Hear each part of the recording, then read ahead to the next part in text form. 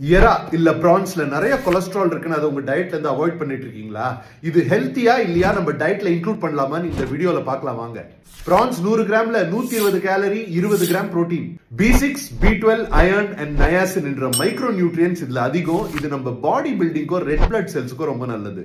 நம்ம இம்யூனிட்டியை பூஸ்ட் பண்றதுக்கு anti accident zinc and selenium இருக்கு. பிளஸ் எலும்பை ஸ்ட்ராங்கா வச்சுக்கிறதுக்கு மேக்னீசியம், கால்சியம் அண்ட் பாஸ்பரஸும் இருக்கு. பிரான்ஸை பத்தி ஒரு மிஸ்கன்செப்ஷன், கொலஸ்ட்ரால் லெவல்ஸ் ஹையா இருக்குன்றது. இது உண்மை. அண்ட் பிரான்ஸ்ல இருக்கிறது நல்ல கொலஸ்ட்ரால். அதை தவிர பிரான்ஸ்லயும் எக்ஸ்ல மட்டும்தான் கொலஸ்ட்ரால் ஹையா இருந்தாலும் அது நம்ம பிளட் கொலஸ்ட்ராலை இன்க்ரீஸ் பண்றது இல்ல.